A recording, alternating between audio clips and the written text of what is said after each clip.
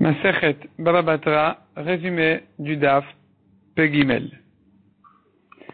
La Gemara avait ramené concernant la vente de 3 arbres, où on a dit que celui qui a vendu 3 arbres, il a vendu la terre avec. On avait ramené là-dessus une marloquette, quelle est la distance entre les arbres. Selon Rav Yosef, de 4 à 8 amot, pas plus proche que 4, ni plus loin que 8. Plus loin que 8, ça fait plus un verger, ils sont trop dispersés. Plus proche que 4, c'est pas non plus un verger, c'est pas normal, il y en a un qui va partir de là. Selon Rav Nachman, entre 8 et 16 amot. La Gemara avait ramené une preuve d'une Mishnah pour Rav Nachman. Ici, la Gemara ramène une preuve d'une autre Mishnah pour Rav Yosef, mais la Gemara dit quand même que la preuve pour Rav Nachman est plus forte que celle de Rav Yosef. La Gemara ensuite explique, dont c'est exactement toutes ces mesures-là, que pour Rav Yosef c'est minimum 4, maximum 8, il a 2 Mishnayot, une pour les 4, une pour les 8, dont c'est pour Rav Nachman de 8 à 16, 16 c'est une Mishnah, et le fait que pour Rav Nachman le minimum soit 8 amot de distance, ça, il le déduit en fait de la Mishnah que Rav Yosef a ramené, que selon Rabbi Shimon c'est entre 4 et 8, donc les 4 c'est la moitié des 8. Ici aussi pour lui, le minimum doit être la moitié du maximum, donc ça sera 8 qui est la moitié des 16. La Gemara ensuite ramène Rava qui tranche la lacha depuis 4 amot jusqu'à 16 amot. On peut relier les arbres, considérer ça comme un verger vendu avec la terre. La Gemara même ramène une preuve d'une braïta pour Rava, qu'en fait, il faut calculer de 4 à 16 amot. Donc de 4 à 16 amot, il mérite la terre avec, il peut replanter les arbres, il va prendre les arbres aussi qui ont poussé entre eux. La Gemara demande à partir d'où on mesure dans le tronc. Est-ce que à partir de la partie très large du tronc proche du sol, de la terre, ou dans la hauteur du tronc où il est plus fin? Et la Gemara dit, selon le Rashbam, on mesure au moyen du tronc.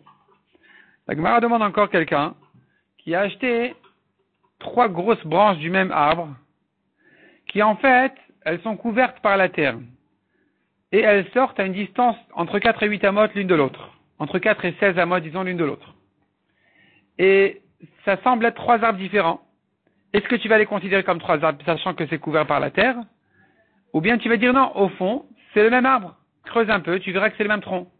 Et la Gemara conclut, c'est considéré comme 3 arbres, ils méritent la terre. La Gemara pose encore quelques questions qui restent en tékou. Est-ce qu'on va associer les arbres dans un cas où il y en a 2 sur son champ et 1 sur la frontière? 2 chez lui, et le 3e arbre qu'il a vendu, il est dans le champ de son ami. Le vendeur avait acheté un arbre dans le champ de son ami avec sa terre, et maintenant il le revend avec 2 autres arbres. Est-ce que ça va s'associer ou pas? S'il y a un puits entre les arbres, un canal d'eau, un reshut harabim, une chaîne de palmiers, dans tous ces cas-là, est-ce qu'on va les associer ou pas? La Gemara reste là-dessus en tékou. Si un arbre de cèdre a poussé entre eux, ou même qu'il était a priori entre eux, là, c'est l'acheteur qui le mérite. Comment sont situés ces 3 arbres? Selon Rav en ligne droite, et Kal Vachomer en forme de triangle. C'est sûr que s'ils sont en forme de triangle, que l'acheteur aura acquis la terre entre eux. Selon Shmuel en forme de triangle, oui. Mais s'ils sont en ligne droite, la terre n'est pas vendue parce qu'il peut, le vendeur, continuer à semer, à travailler à la terre facilement entre les arbres. C'est que s'ils sont sous forme de triangle, où là, il aura déjà plus de mal de passer entre les 3 arbres qui sont vendus, que là, on dira la terre, elle est vendue avec. Mais s'ils sont en forme de ligne droite, puisqu'il n'a pas de mal à passer entre eux, là, dans ce cas-là, la terre n'est pas vendue. La Gemara précise que cette raison-là n'est pas suffisante pour dire que la terre que la terre est vendue. C'est pas uniquement parce qu'il a du mal à semer qu'on va dire que la terre est vendue.